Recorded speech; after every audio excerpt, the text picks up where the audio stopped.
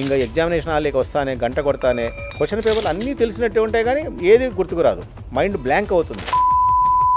అంటే మైండ్ పనిచేయదు. చాలామంది మంచి స్టూడెంట్స్ కూడా ఫెయిల్ అవుతుంటారు. కానీ బల్లిని చూసి భయపడే వాళ్ళు కొంతమంది ఉంటారు, బొద్దెంకను చూసి భయపడే వాళ్ళు కొంతమంది ఉంటారు. దాన్ని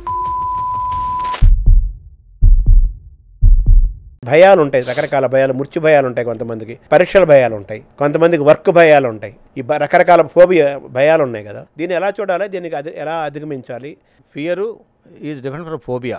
ఇప్పుడు ఫర్ ఎగ్జాంపుల్ సడన్గా పాము వచ్చింది అనుకోండి, ఇక్కడికి మనందరం భయపడతాం, అమ్మ పాము వచ్చింది దూరంగా వెళ్ళిపోతాం, అది న్యాచురల్. అది కానీ బల్లిని చూసి భయపడే వాళ్ళు కొంతమంది ఉంటారు, బొద్దెంకను చూసి భయపడే వాళ్ళు కొంతమంది ఉంటారు. దాన్ని ఫోబియా అంటారు. ఫోబియా అంటే ఇల్లాజికల్ ఫియర్, ఇర్రేషనల్ ఫియర్.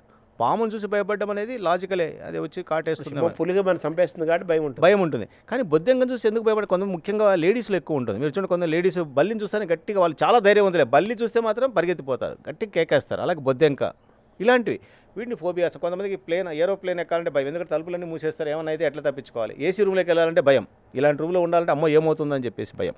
ఇవన్నీ ఫోబియాస్. సరే, మీరు చెప్పింది ఏంటంటే ఈ ఫోబియాస్ మా కింద వస్తాయి, రకరకాల ఫోబియాలు.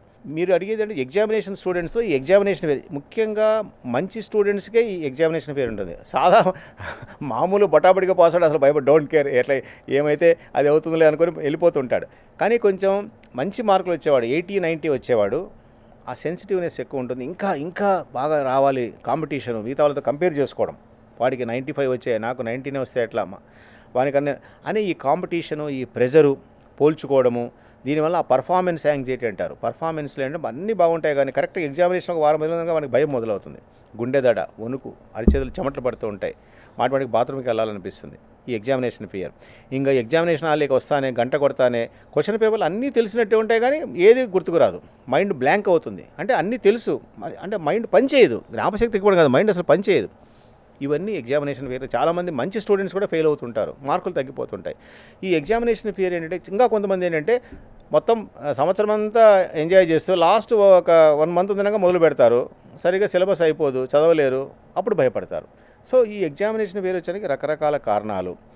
తల్లిదండ్రులు కూడా భయపడుతుంటారు, రే నీకోసం ఇంత కట్టామురా, పలానా కాలేజీలో ₹1,00,000 ఫీజు కట్టాము, నీకేమన్నా అయితే మేము అప్పు చేయాల్సిందే అని ఇట్లా. సో పేరెంట్స్ల ప్రెజర్ ఇవన్నీ కూడా ఉంటాయి.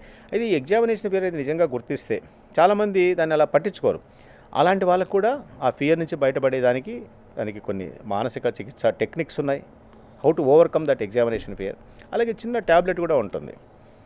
అంటే ట్యాబ్లెట్ ఏంటంటే మనకు జ్వరం వస్తేనే క్రోసిన్ డోలో వేసుకుంటే ఎలా తగ్గిపోతుందో అలాగే ఆ భయం తగ్గించడానికి కొన్ని ట్యాబ్లెట్స్ ఉన్నాయి. చాలామంది తెలియదు, ఆ ట్యాబ్లెట్స్ ఎందుకండి మాకు అంటారు. మరి వేసుకోవాలి. ఇప్పుడు 104 జ్వరం వస్తే నేను ఏసీలో పెడతాను, జ్వరం తగ్గుతుంది, ఆ ఏసీ నుంచి బయటకు జ్వరం వస్తుంది, ఆ డోలో వేసుకుంటేనే వాడికి జ్వరం తగ్గుతుంది. అలాగే దీనికి కూడా భయం తగ్గించడానికి కొన్ని ట్యాబ్లెట్స్ ఉన్నాయి, వేసుకోవాలి ఆ టైంలో. మళ్ళీ పరీక్షలు అయిపోయినాక మీరు మానేయచ్చు. అలాగే వాని భయం తగ్గించేదానికి కొన్ని టెక్నిక్స్ ఉంటాయి, అవి కూడా మేము వాళ్ళకి నేర్పిస్తాం. కొన్ని రిలాక్సేషన్ టెక్నిక్స్ అని, మైండ్ కంట్రోలింగ్ అని, మైండ్ఫుల్నెస్ అని, జాకబ్సన్స్ ప్రోగ్రెసివ్ ఇలాంటి కొన్ని సైకలాజికల్ టెక్నిక్స్, ఇవన్నీ కూడా వస్తే కొంచెం వాళ్ళకి ట్రైనింగ్ ఇచ్చి ఆ భయం నుంచి బయటపడేటట్టు మేము చేస్తాం. రెండోది అంటే పేరెంట్స్ల కౌన్సిలింగ్. వాళ్ళ పేరెంట్స్, అమ్మ మీరు ఊరికి వాడిని సతాయించద్దండి, వాడు చేసేది ఎలాగో చేస్తాడు, మీరు ఊరికే ప్రెజర్ పెడితే వాడు ఇంకా ఉన్నది కూడా పోతుంది, మీరు కొంచెం వాడిని కామ్గా వదిలేసేయండి అమ్మ, వాడు చదువుకుంటాడు, మీరు సపోర్ట్ ఇవ్వండి, క్రిటిసైజ్ చేయొద్దండి. ఇవన్నీ చేస్తే వాడు తొందరగా పర్లేదు, మా అమ్మ నాన్న కూడా నన్ను ఏం అనడం లేదు అనే ధైర్యం కూడా వానికి వస్తుంది. అప్పుడు ఇంకా కొంచెం బాగా చదువుతాడు. తర్వాత మీరు ఆ భయం గురించి అంటే మంచి విద్యార్థులే భయపడతారన్నారు, కరెక్టే. కానీ కొంతమందికి, చాలామందికి ఇప్పటికీ కూడా అన్ని జనరేషన్స్లో కూడా మ్యాథమెటిక్స్ అంటే లెక్కలంటే భయం చాలామందికి. నాకు నిజంగా చెప్పాలంటే నేను చదువుకుంటే నాకు సోషల్ స్టడీస్ అంటే చాలా భయం ఉండేది. నేను మ్యాథమెటిక్స్లో 100కి 100, 100కి 98 వచ్చేది. సోషల్ అంటే దాంట్లో ఎన్ని రకాల జాగ్రఫీ ఉండేది, తర్వాత హిస్టరీ ఉండేది, ఆ హిస్టరీలో వాళ్ళ వార్లు ఎప్పుడెప్పుడు జరిగాయి, చరిత్రలు, ఇవన్నీ ఆ సంవత్సరాలు గుర్తుపెట్టుకోవాలి. నాకు అనిపించేది అప్పుడు. నాకు ఇప్పుడు కూడా అప్పుడప్పుడు డ్రీమ్స్ వస్తుంటాయి, రేపు 10th క్లాస్, రేపు ఎస్ఎస్ఎల్సీ, అప్పుడు మాకు ఎస్ఎస్ఎల్సీ అనేవాళ్ళు 11th క్లాస్, రేపు ఏదో సోషల్ స్టడీస్ ఎగ్జామ్ ఉందని చెప్పేసి. ఇప్పుడు కూడా అప్పుడప్పుడు నాకంటే డ్రీమ్స్ రావడం సహజమే, అలా అనిపిస్తుంది. తెలవాల్సి ఏముండదు అంటే నాకు అనిపిస్తుంది. అంటే ఆ చిన్నతనంలో ఏర్పడిన కొన్ని భయాలు మనుషులు ఇప్పటికి కూడా వదలవన్నమాట. కాబట్టి ఇలాంటి మ్యాథమెటిక్స్ అంటే ఏంటంటే కొంతమందికి అది న్యాచురల్. ఐక్యూ ఎక్కువ ఉన్న వాళ్ళకి మ్యాథమెటిక్స్ చాలా ఈజీగా ఉంటుంది, ఐక్యూ తక్కువ ఉన్న వాళ్ళలోనే మ్యాథమెటిక్స్ కొంచెం కష్టంగా ఉంటుంది.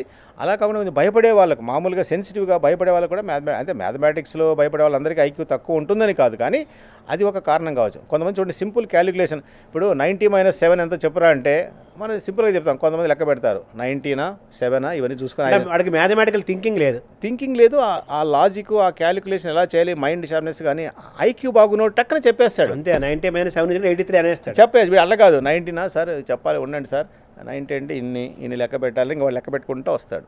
అది కాబట్టి ఇవన్నీ కూడా కొంత వాళ్ళ బ్రెయిన్ డెవలప్మెంట్కి సంబంధించేటి, ఐక్యూ లెవెల్స్కి సంబంధించేటి. కానీ చాలా వరకు వీటిని మనం ట్రైనింగ్ ద్వారా, మంచి శిక్షణ ద్వారా ఇంప్రూవ్ చేయొచ్చు. అది చాలా రకాల జీవిత సమస్యలకు, దైనందిన సమస్యలకు కూడా ట్రీట్మెంట్ ఉంది. అయితే ఏంటంటే మనకు తెలియక అమ్మో అక్కడికి వెళ్తే ఏమనుకుంటారో అనే ఆ భయము, దానివల్ల ఈరోజు ఒకప్పుడు ఎంబీబీఎస్ పాస్ అయిన డాక్టర్లు ఈ కోర్సుకు, నాలాంటి కోర్సుకి వెళ్ళాలని రకాలు చేసేవాళ్ళు. ఇది ఎందుకు కంటి డాక్టర్, ముక్కు డాక్టర్, ఎముకల డాక్టర్ అయితే బాగా సంపాదించుకోవచ్చుగా, మంచి పేరు వచ్చిందని. మా బ్యాచ్లో అంతకు ముందు తర్వాత నేను ఒక్కడిని ఈ బ్రాంచ్ చేసింది 1975-76లో. ఏ బ్రాంచ్ అంటారు దాన్ని? సైకియాట్రీ, మానసిక వైద్యశాస్త్రం, ఎంబీబీఎస్ తర్వాత. ఈరోజు ఎంబీబీఎస్ పాస్ చాలామంది డిమాండెడ్ సబ్జెక్ట్ ఇది. దీనికోసం సీట్ రాబోతే ప్రైవేట్ మెడికల్ కాలేజ్లో 2-3 కోట్లు డొనేషన్ కట్టి చేరుతున్నారు ఎండి కోర్సు. అలాంటి డిమాండ్ ఈరోజు వచ్చింది, ఎందుకంటే ఈ సమస్యలు ఎక్కువ అయిపోతున్నాయి సమాజంలో.